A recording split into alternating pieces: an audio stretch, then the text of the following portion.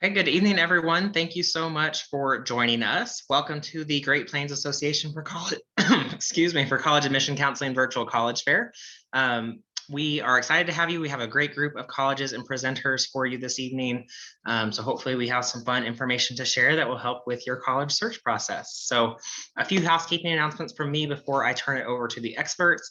First, your cameras and microphones are turned off, so don't worry, we can't see you or hear you. Hopefully you can see and hear us okay though. If for some reason you can't, just send us a message using that Q&A button on your Zoom toolbar, and we will be happy to help troubleshoot that for you. Speaking of the Q&A button, that is really your best way to engage with our presenters this evening. So as you have questions throughout the session, feel free to submit those using that Q&A button. You're welcome to do that at any point through the session, starting now, before they present, while they're presenting, or after. We will all be monitoring those questions throughout the whole session and are happy to answer those as they come in. Don't forget, this is just one of many sessions being offered this evening, so be sure to check that StriveScan website where you signed up for any additional sessions you might be interested in, as well as all the session recordings will be posted there within about a week on that strivescan.com/GPACAC website. So before I turn it over, I wanted to show what our schedule looks like for tonight. We are the third column in the middle, session A6. So we are going to hear from Johns Hopkins University, Lynn University, Kansas State University, Missouri State University, Langston University, and Texas A&M University at Galveston. And so with that, I'm going to turn it over to Johns Hopkins University to kick things off. Awesome. Thank you to Tyler for facilitating as well. And thank you all for being here tonight. I'm just going to pull up some slides here really quickly and we can get started. This is in the middle of the slides. Let's go back to the start.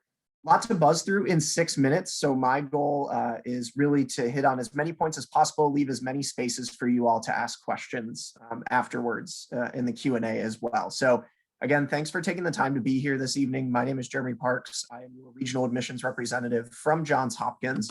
So we are located in Baltimore, Maryland. For those who have not been to campus before, we're on the north side of downtown Baltimore, also located right on the Chesapeake Bay. You'll see some water photos as we go further through the presentation as well. A couple of things to know about Hopkins just at a glance. So one really big identity piece is we are the nation's oldest research institution. So we were the first school in the country to put research at the forefront of what we do. It's really central to our identity. We see a lot of our students engaging with research. I'll talk about that again in just a moment. But knowing that we really are the first research institution and that we are continually putting that at the forefront of what we do is a huge identity piece for us. And then thinking on that as well, we really are a liberal arts school like many others in that we believe in a really well-rounded education. So we don't have a core curriculum here at Hopkins. So when you apply, you're applying to either our School of Arts and Sciences or our School of Engineering, but regardless of whatever you put as your first choice major on your Hopkins application, you are admitted to the full breadth of what we offer here. So if you're admitted and you said your first choice was engineering, you are more than welcome to study in arts and sciences, engineering, have double majors, major and minor combinations across both. There is no applying to just one school and being stuck in it here. And all of these other schools as well as part of the Hopkins network on the bottom, you're able to engage with as an undergrad as well. So we see about 60% of our students having at least a double major or double minor. We see that again with the flexibility of no core curriculum. So you have 52 majors, 46 minors to choose from. Really completely your pick across the board, whatever it is you want to do. Again, they can be very unique combinations as well with that lack of core coursework. All these classrooms are really intimate too. Our student to faculty ratio is about 7-to-1. We have our average class size is right about 24, but 3/4 of our classes are fewer than 20 students. So you really do find yourself after your first couple of introductory courses getting into small, intimate learning spaces. On top of that, we really want you to explore outside of the classroom. So this is where research comes in again. Not only are we the first research institution in the nation, we also spend more money on research than any other school in the nation every year. So last year, that was $2.56 billion on research. We led the nation for the 39th year in a row. This is year 40 in which Hopkins will lead the world in research spending for universities. So just know that if that's ever something that you've been curious about, that you want to try, again, we see about 80% of our students giving it a go at some point here on campus doing formalized research. And it is very available to you again from day one on campus. Thinking about opportunities for study abroad, for internships, those are all plentiful as well, including some Hopkins branch campus opportunities for study abroad, which is that photo in the bottom left. We have our own campus in Bologna, Italy, as well as one in Nanjing, China. We have about 400 different student groups here on campus. They are all student-led, student-initiated. You take your pick, whatever it is you want to be involved in here. We really do encourage you to do so. Just some photos to give you an idea of the breadth of what exists here in terms of student organizations. So if you want to know if we have something that you're currently involved in here on our campus, feel free to put that in the Q&A, ask me a question about that afterwards as well. The city of Baltimore, where we're located, also a big topic for us. We really do want to encourage you to get outside of our campus bubble and to explore the city that we're located in. So as I said, we're located on the Chesapeake Bay here in Baltimore. So you'll see in the upper left, that is our inner harbor in downtown Baltimore. A really fun, vibrant city for you to get out in, a lot to do. We provide a lot of transportation options that are owned by the university as well. So for those of you that grew up like me in a Great Plains, Midwestern area, very attached to your car, I definitely do not need one here in Baltimore, nor do any of our students. So it is a really accessible and navigable city too. And just, again, a lot to do, as you can read here on the slide, in terms of getting off campus and staying involved. No matter what you do, all of our students are doing really well as they continue on through. I'll leave this up for just a minute to get a sense of where our students are going when they graduate, but really just wherever it is you want to be, Hopkins is going to set you up in a really beneficial position to get there. So whether that be an interest in medical school, going through our pre-med program, majoring in something in either the School of Arts and Sciences or engineering, applying to medical school, we see about an 80% success rate with our graduating seniors getting admitted to medical school every year. For context, the national average is around 40%. So we do a really, really strong job of getting you ready for whatever that next step may be. Thinking about applications, we have a couple of different deadlines. You can absolutely look those up later. We can talk about those later, but in the interest of time, just to hit on financial aid really quickly before we run out of time, just to know that this is something that has really improved here at Hopkins over the last couple of years.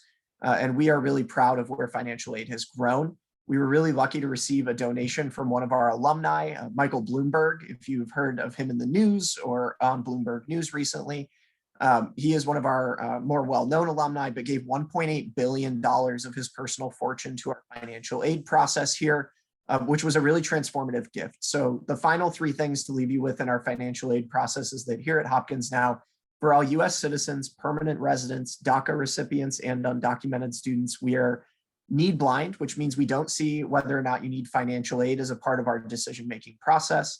We are 100% need met, which means when you apply for financial aid, we are covering the complete difference between your estimated family contribution and the full sticker price of attendance. And then lastly, we are a no loan school, so we do not offer loans as a part of our aid packages either. If you have any questions about anything that I just breezed through really quickly, again, really encourage you to engage in the Q&A. I will move to the background and hand it off to our next presenting school, but we really do encourage you to continue the conversation with us here at Hopkins and hope we hear again from you soon. Awesome, thank you, Jeremy. Okay, next up, we are going to Lynn University.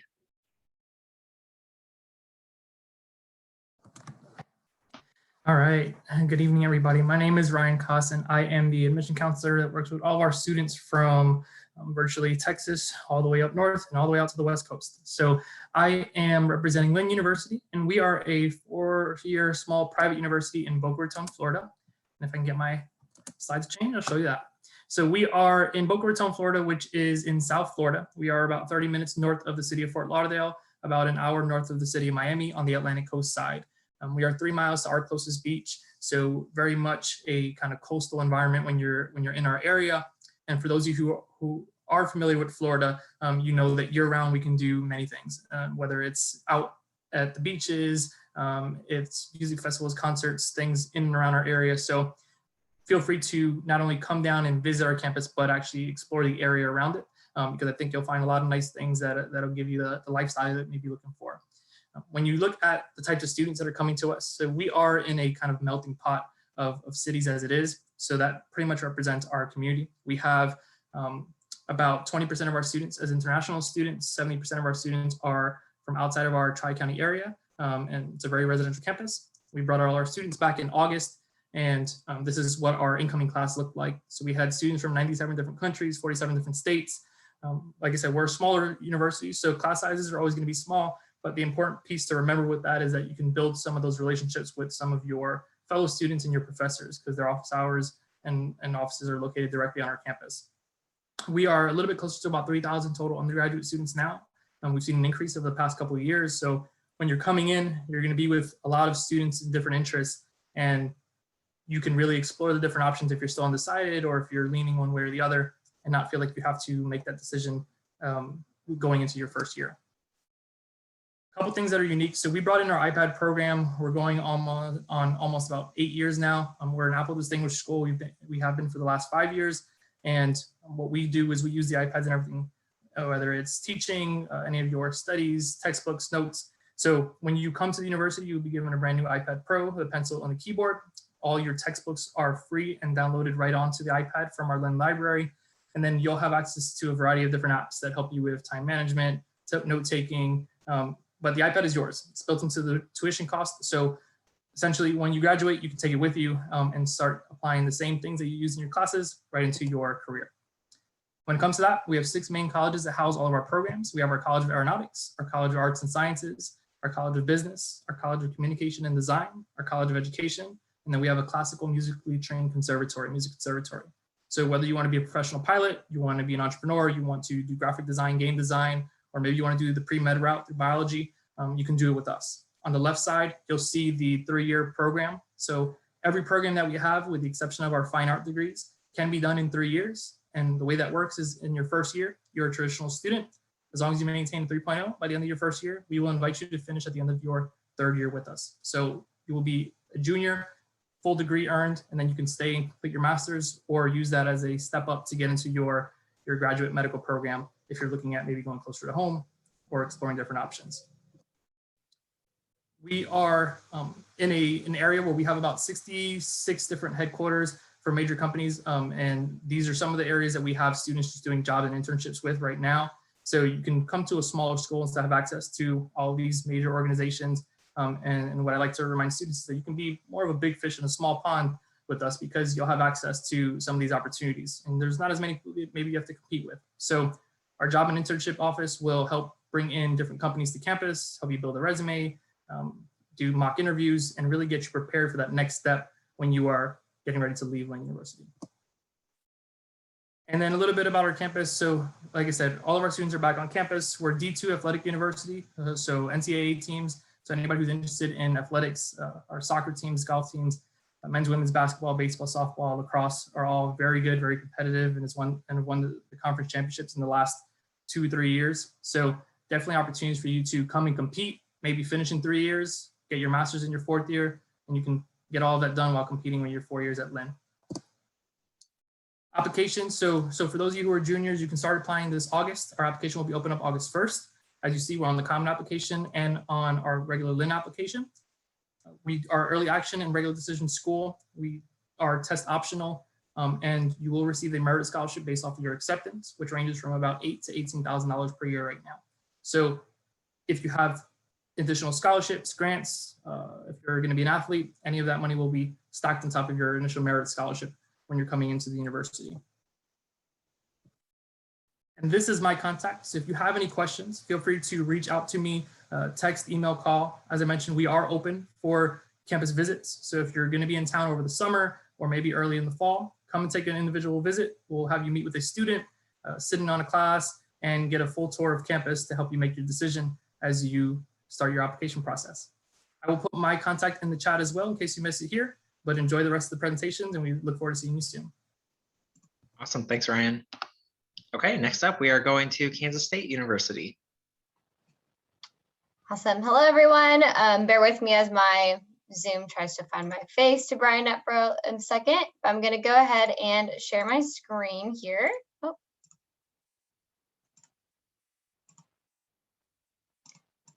Perfect. So welcome to Kansas State University. My name is Kaylee Sending, and I'm one of the admission representatives. And we are located in Manhattan, Kansas. So we like to call ourselves the Little Apple.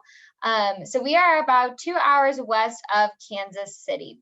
And one thing that I really love about Kansas State University is that we're a Big 12 Division I school, highly centered on research. And we are very much located in a classic college town. So population of Manhattan, Kansas is about 60,000. And you'll see on this slide that we have about 22,000 students. So that means that everywhere you go, you're going to see purple in Manhattan. We're consistently ranked one of the top college towns in America. My favorite fact on the slide is that we are the #1 happiest students in the country by the Princeton Review. So we're typically in the top 5 in that. And I think if you come to campus and get to experience what the atmosphere is like, that you would really agree with that too. So while we are a big university, we still do a lot to help students inside of the classroom. So you'll see that we have an 18:1 student to faculty ratio, and our average class size is 26 students. So I really loved having all of the opportunities that came with the Big 12 school, knowing that 97% of our students are employed or they're continuing their education within 6 months of graduating, but still being able to connect personally with professors and my other classmates. So we have a career center that's absolutely amazing. They host the largest career fair in the Big 12 and host all sorts of workshops to help you with resume, interviews, and all of that good stuff. So that's a little bit of a snapshot of who we are. Thinking about when you think about what you want to study, you have tons of options at Kansas State. There's 9 academic colleges that you'll see here.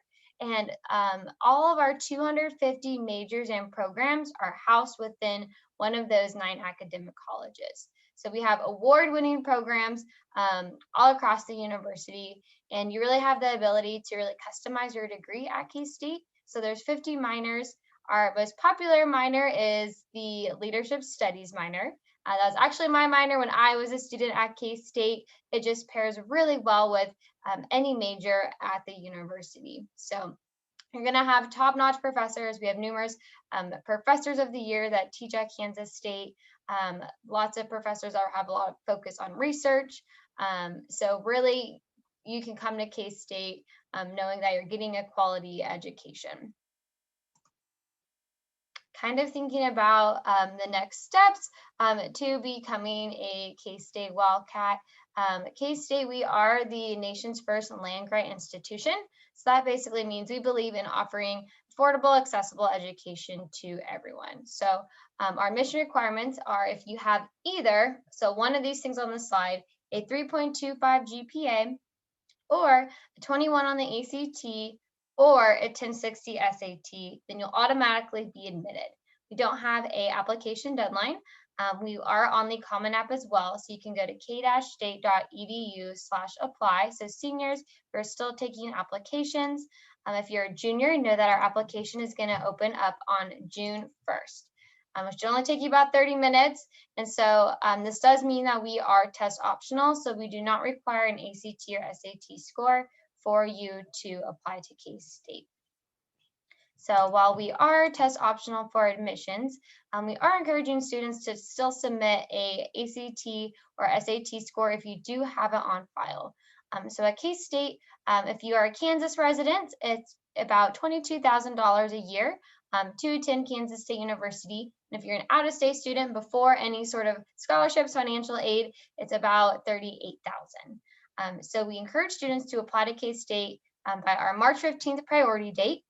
We have extended it this year for seniors. So if you're a junior, our priority date for next year will be December 1st. You'll just want to be sure when you apply for admission, you'll automatically be considered for our university scholarships. So we have tons of scholarship opportunities. We award about $42 million in scholarships each year, and 80% of our students receive some sort of financial aid. So definitely be sure to apply soon and be considered for that. This year, we were able to offer test optional scholarship opportunities as well. We're still looking at what that process will look like for next year if we'll offer that. And then you'll see our FAFSA dates on here. And then the K-State Scholarship Network is a additional scholarship opportunity to be considered for scholarships within your academic areas. So we would absolutely love for you to come visit K-State. We do have direct flights from Dallas and Chicago in Manhattan or airport. So we're just 10 minutes from the Manhattan airport, or 2 hours from Kansas City if you choose to fly in there.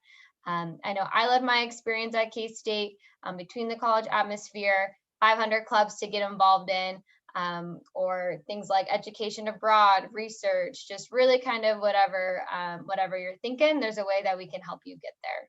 So we have virtual and on-campus visit options. You can just go to k-state.edu/visit to get there. And then my contact information is on the right-hand side. So my email, phone number, and then I have a Calendly if you want to schedule a one-on-one Zoom meeting with me. So I will drop that in the chat as well. But thank you for listening, and go Cats. Awesome. Thanks, Kaylee. Okay, next up, we are going to Missouri State University.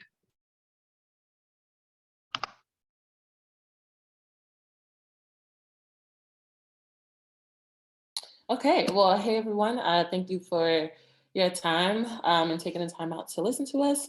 I'm Sam Lewis. I work as the Assistant Director of Diversity Outreach and Recruitment at Missouri State University.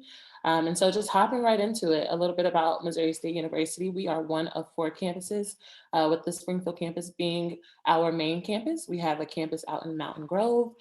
We have a 2-year campus at West Plains, and a lot of students like to take advantage of that campus who just want to attend a smaller institution, but still have access to campus living, student life, different things like that. They do have their own housing. And it also just makes that transfer process a little bit easier for those students who want to attend a 2-year institution prior to attending a 4-year, because they're still a part of the Missouri State system. We also have a campus out in China, and a lot of those students like to study abroad, well, technically abroad for them, in Springfield, and a lot of our Springfield students like to also go to China, and so we have a nice exchange partnership with those, or with that campus. A little bit about the Springfield campus. We have about 20,000 students enrolled, or a little bit over 20,000 students enrolled at the university, with 18,000 of that being undergraduate students. So a pretty large institution, but located physically on the campus. So the folks you'll see every day, the people you'll go to classes with, or attend school, or attend events with, maybe live on campus or go to the residential halls or dining halls with, is about 4,500 to 5,000 students, 4,500 to 5,000 students. So we have the benefits of it being a large institution, but still have the opportunity to create that small, close-knit community feel, know people by names and faces, and be able to build those relationships. So some of the benefits of it being a large institution is that we have over 375 different student organizations here on our campus. And they range, there's cultural organizations, honors organizations, of course, fraternities and sororities, and everything in between. So there's something for everyone. Lindsay here on the side is our student testimonial for the day. And she is actually a part of our homecoming committee. She's a part of Diamond Girls. She's a part of our university ambassadors team, as well as our traditions council. So you'll really find that most of our students are involved in at least one, if not more, campus organizations here at the university. We have a variety of campus traditions, and I know we'll talk about that a little bit later.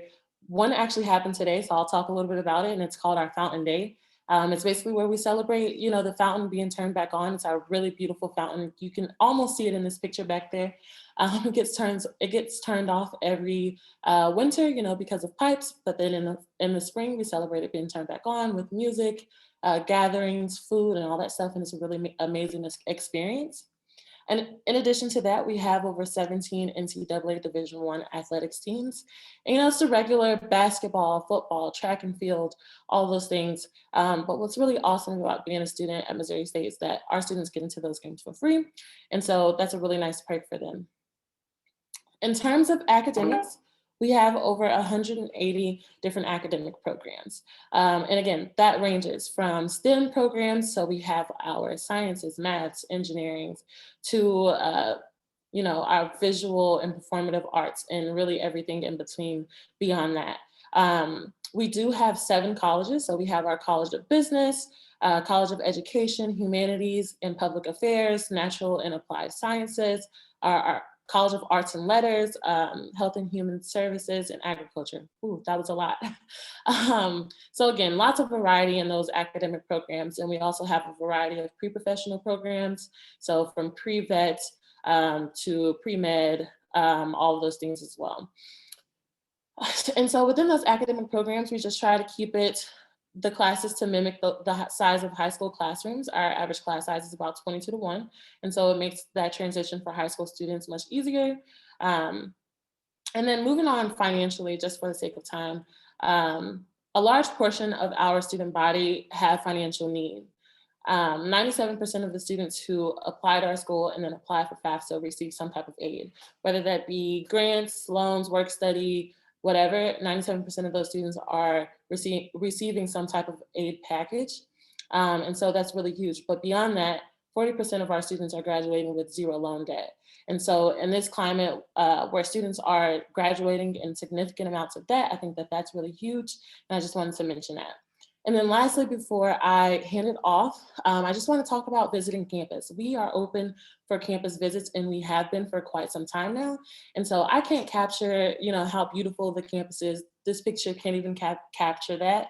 And so I just encourage anyone who is interested in visiting the campus or seeing what all Missouri State has to offer to visit. And like I said, we're open. We've been open for quite some time. We have daily tours that begin at 9 a.m. and end at 2 p.m. And so, our students talk about our campus and how welcoming it is, how easy it is for them to make relationships or meet friends and things like that from the moment that they step foot on our campus during their tours. And so I would love for you to be able to experience that. And then for those students who can't make it to campus, we also are available via Zoom, and I would drop all that information in the chat below. And then if there are any questions, I know I didn't mention some really important things, but if there are some questions that you have, feel free to put them in the Q&A and we can answer those later. Awesome, thank you, Sam. Okay, next up, we are going to Langston University with Kyle. Hello, everybody. I'm Kyle Gregory. I am the Honors Program Coordinator for Langston University. I'm a 2009 graduate. I studied English, went to law school afterwards, played trombone in the dynamic Langston University Marching Pride Band, was on the Quiz Bowl team. In short, what I'm saying here is if you get involved, you're going to love your college experience, especially if you go to a historically Black college like Langston. Now, with that being said, let's talk about Langston itself. We've been around breaking down barriers to education since 10 years before Oklahoma was even a state. We're the only historically Black college in our state, and there's a big movement right now to HBCUs. They've been celebrated this year. The NBA All-Star Game, not only did they celebrate, they donated. They got internships for our students. You can work for the NBA on an internship if you attend an HBCU. It's a movement now. So Langston University's average GPA hovers around a 3.0. We've got 1,750 undergraduates. We don't have any minimum ACT or SAT scores, and we are an 1890 land grant institution, which opens us up to a lot of money, especially for agriculture. Housing-wise, you get your own private room from the very start if you want it. We also have housing for students with kids. So basically, access does not stop just because you have a child in high school. You can still come finish your degree here at Langston University. We also have a cheaper housing option called Young Hall, which is a traditional dorm. We have free tutoring in every class, an 11-to-1 student-to-teacher ratio, over 40 organizations, and if we don't have an organization you want, you can start it with just 10 students. We've got a dynamic Greek life, and by Greek life, we're speaking of the historically Black African-American sororities and fraternities like Alpha Phi Alpha, etc. And you can join these organizations your second year. And we also have the largest collection of African and African-American literature and artifacts in the state of Oklahoma. And we have elite internships. This is where I want to pause for a second. So Langston, with 1,750 undergraduate students, is third in Oklahoma in grant money. That means we get more grant money than schools that are 10 times our size. So if you think about it like this, if you want to go to medical school, we've got a partnership and an internship with Harvard Medical School. We've sent people to Yale, Stanford, all these elite institutions. You get that experience at at one of those schools, come back and get the HBCU experience at Langston, it's hard to beat. We're also doing cancer research, lung cancer, prostate, breast cancer, and we're working on the Mars landing. We got a grant through NASA to work on the microgravity impacts of the human cells in outer space. So when we land on Mars as a nation, our students will be able to say, I played a role in that. We have 6 schools of study to choose from. Our physical therapy program is a doctorate degree. It's the first doctoral program in physical therapy in the state of Oklahoma. And for the last 3 years, it has a 100% job placement rate, 100% graduation rate, and a 100% rate on the NCLEX. We have been ranked the #1 HBCU for nursing, 27th nationally, and #2 in Oklahoma for nursing for a BSN program. And we're leading the world in small ruminant animal research. We host the Iquique de la Garza Goat Research Institute, and it brings in some of the best minds from around the world. We have visiting professors from all over. Here's a list of our majors. We are located 40 miles north of downtown Oklahoma City, about an hour 10 west of Tulsa. We get students from 38 states, and we have a pretty large population from Kansas, Omaha, and our home state, of course, of Oklahoma. We were founded as an education and agricultural school, and those are some of our strengths. We're also really good on the health side, public health. We got a $5 million grant for rehabilitation counseling, helping people with visual needs and other needs there. And it's just incredible to see the research that our professors are doing here. Computer science is the highest paying undergraduate major here at Langston, so we do want to shout them out. Athletics wise, we're an NAIA institution, but we're one of the most electric small school programs in the nation. Our football program won its conference 3 years in a row, but more importantly than that, the atmosphere is electric. We have the cheerleaders, a 300-piece band. Our band grew from 45 members to 210 in 1 year, and we're anticipating 300 coming in the fall. So if you want the best halftime show on earth, it's going to be here in Langston, Oklahoma in the fall. Hey, pricing, did you know if you have a 3.0, you pay in-state rate? If you're in the band, you pay in-state rate. This is one of the most affordable four-year universities in the nation. In a shared room, if COVID ends, you can attend Langston for less than $15,000 a year for all direct costs. Or if in a private room in our apartment, $17,195. If you're below a 3.0, we do have out-of-state fees, which bumps it up to about $24,391 and $22,000 respectively. This is just a sample of what Oklahoma students pay when they get all of the grants there. You can attend Langston for less than $1,400 for a year if that's the case. We have a full ride. Stop what you're doing right now. If you have a 3.5 grade point average and a 22 ACT, your entire college could be covered. I was on this McCabe scholarship. I worked part-time jobs. I saved my money. I paid for my first year of law school out of pocket.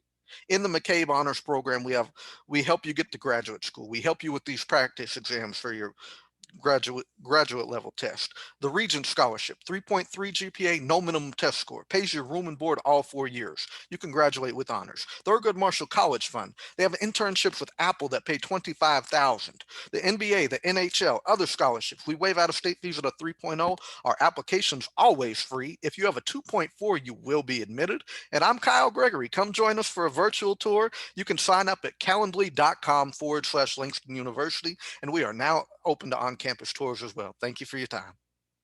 Awesome. Thank you, Kyle. Okay, last but certainly not least, we are going to Texas A&M University at Galveston.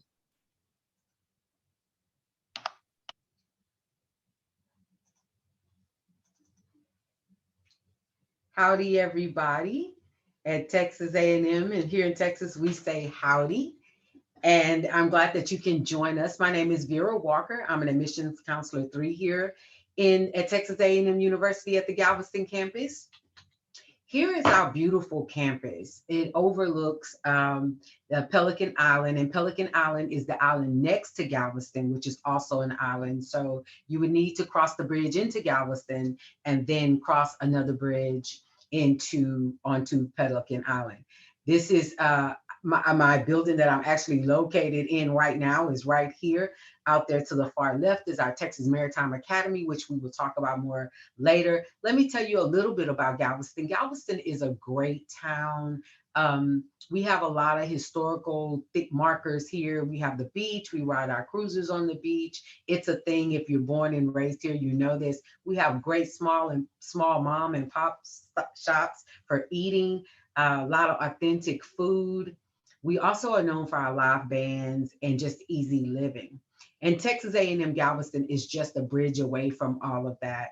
Our students go out into the town and they do the tanning and the shopping and having a good time. Texas A&M is roughly 2,300 students, both undergraduate and graduate students. However, the ratio undergraduate is 16-1, very interpersonal. So if you like that small class feel, developing that relationship with your instructor, Texas A&M Galveston, you may want to consider. So in front of you is our degree programs we offer. We are strictly ocean oriented. Everything we offer is in and around the ocean. And we offer 13 degrees. That's it. And so the degrees I have here before you that has an asterisk by it, those degrees are license option. License option is the third mate's, deck mate license when you want to have access to drive an unlimited tonnage vessel. So if you've ever been on a cruise, the person captaining that ship is probably license option, unlimited tonnage. If you want to cruise for your research, you can also do it for that. Marine biologists do license option when they want to do that. And if you just want to go totally entrepreneurial as well. So our most popular programs will be marine biology, which is a biology degree, and I'll talk about that in a little bit, and maritime transportation. So marine biology here, that's the study of life. It's one of our biggest programs, and from the biggest animal to the smallest microorganism, including coral. You can go to vet school with this degree or work a zoo and be a game warden or a conservationist. Now you can also get a double bachelor's degree, 2 bachelor's degrees, one in marine biology and another in marine fisheries, since the degree programs do share some things. And in this program, you culture fish. Just like in marine biology, you will culture your own food, and you will also culture the sea life fish and things like that.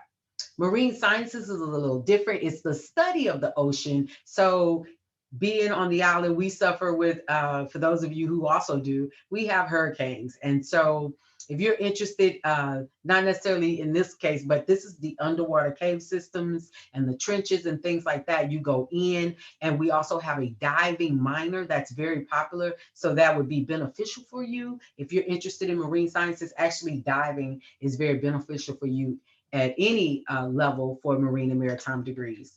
Our coastal and environmental science degree, this is the degree that's an environmental, where you go in and you test samples. So when we had Hurricane Ike or Harvey, or any of those before that, all the ocean life is salt water. So once the hurricane comes and it dumps all the fresh water in the ocean, that affects the marine life for the animals. So those people, you'd be among those who go in and test samples and see how it's affected and study that. The effects of oil spills as well. The maritime studies, it focuses on the history and archaeological, literal communications end of the maritime life. We have marine transportation that I talked about earlier. When you're into captaining your own ship, if you've ever been on a cruise, that person, I'm sure, have had this degree. We are only one of 6 in the entire United States that offer the marine transportation with unlimited tonnage. And I also call this the legs of the ship. So marine engineering technology would be the heart. They are the guys that go in and they fix it. A diving minor is very popular with this degree. So you would go underwater to fix the ship if it happens. Ocean engineering. So that bridge I showed you a couple of slides back, crossing the Galveston Bridge and then crossing the Pelican Island Bridge. These are the guys that probably built that bridge. These guys are the hands. They cover your civil, mechanical, electrical, and naval engineering classes. They build ships, design and build ships and bridges as well. Here are some of our popular minors. Marine biology, diving that I've talked about again and again. We have a business degree as well. We also have clinical laboratory sciences with the well-known University of Texas medical branch here at Galveston. Here's some things about our license option as well. So I wanted you to see, forgive me for that, but I wanted to share with you what our degree programs offer. And we have a hard deadline of May 1st. I want to ask you to please reach out, and I'll leave it in the chat at admissions@tamug.edu. Thank you guys for coming out and listening to us tonight. Awesome. Thank you, Vera. Okay, well, that wraps up our formal presentations from our presenters this evening, but we have a few extra minutes, so we are going to ask all of our presenters if you want to turn your camera back on. We are going to ask a few questions here at the end. Students, if you have questions, now would be a great time to drop those in Q&A. Otherwise, I have a few I'm going to ask for everyone to chime in and answer. So the first question is, what advice would you give someone going through the college search process? And so we will go in the same order we started in. Awesome. So I think the best advice that I can give, I lean a lot on my own experience in talking about the college transition process. And so I was a first generation college student myself. So I'm the first in my immediate family to have a 4-year degree. And I think the big thing that I was afraid to do with that going through the process was asking questions initially. I had never really needed to ask questions at any point in high school up until then, and just wasn't really comfortable feeling like I needed help or seeking it out. So the best thing that I can share is just don't be afraid to ask those questions. I noticed tonight that, there's a lot of folks in the room and we had a lot of information shared, but no questions. And so thinking about the opportunities to ask these admissions officers sitting in front of you, the folks that will eventually read those applications, is we're really happy resources. We all do this work because we enjoy working with you and with our universities. And so don't be afraid to ask those questions, and don't be afraid to approach difficult topics or things that you don't know about college. And we are all here because we want to help. So allow us to do that and invite us in, because we will stick with you. And I'll pick up from there. So my advice would be to, one, have fun with it, because it's not supposed to be a stressful experience. You want to, look forward to what you're gonna be doing. And as many of us have kind of mentioned, visits are now a thing again. So, go and visit a campus, because you can do all your research online, but you also want to make sure you get that same fit and feel when you're on the campus. If any of us accept you into our universities and we feel you're a good fit, and now it's just really going to be on you to make sure that we're the right fit for you. Yeah, kind of going off of what Jeremy and Ryan said, don't be afraid to reach out, because I think a lot of people forget, like, this is literally our job to help you. So we all put our contact information, emails. A lot of schools will have virtual one-on-one meetings you can set up. And just being honest with us of where you're at in your college search, and just know at the end of the day, we really want you to go to a school that you feel is the best fit for you. So yeah, we're here to help. Yeah, I feel like I'm just echoing the room now. So similar to what everyone else says, I think I really resonate with Jeremy. I was also a first generation college student, so I didn't have that initial guidance. So I think this is a really good question, first off. My biggest piece of advice is to know the things that you're looking for prior to looking for a college, because I think that, it's easy to get warped in when, you hear so many colleges talking about all the amazing things that we have, but then you're like, wait, they didn't have my major, or wait, they didn't have this thing that I'm interested in. So I think it's important to come up with a criteria. If distance is important to you, make sure that you're looking at colleges within that criteria. If having a certain academic program is important to you, make sure you're looking at colleges with that. So definitely have a criteria in mind. And then another really important thing, and I think I'm speaking in terms of a lot of privilege right now, so I do recognize that, but definitely visiting colleges. If that's something that you're able to do and is accessible for you, visit as many colleges as you can, whether that be in person or virtually. You want to see what it's like to be a student prior to stepping foot. So those are my 2 pieces of advice. Mine kind of goes into scholarships. Apply for external scholarships all the time, every one you can find across that you qualify for. So you might even buy a local newspaper if you're in a small to mid-sized town, because they often put the whole community's business out there, like what time the Rotary Club's meeting, all organizations are in your community, and oftentimes they'll have scholarships. Might be $250, might be $500. You get about 4 of those, you're sitting real pretty. And don't forget about the historically Black colleges, the Hispanic serving institutions, and the tribal colleges. They often get extra grant money. Awesome. I would recommend a couple of things. Early be early. And for those of you who are not sure about what you want to do when you start school, I was definitely that person. I would definitely recommend a career assessment. mynextmove.org would be a great place to start. Sit with a college advisor or a friend or a family member. Look at the degree plans early. That's another thing. So you can kind of get a good feel for what's going to be expected of you. Some things you could take in high school, do some dual credit or some AP classes and take the test. That would be my advice. Great. Well, thank you all so much for sharing. Students, thank you for joining us this evening. Thank you to our panelists for being here as well. That is all the time we have for tonight. So when you close this window, there will be a very quick 4-question survey. If you don't mind completing that, we would really appreciate any feedback that you have. Don't forget, this is just one of many sessions being offered. So check that StrideScan website for additional sessions you might be interested in after this. And then that website will have all the recordings posted within about a week or so as well. So again, thank you for being here. Have a great evening, and we will see you in the next session.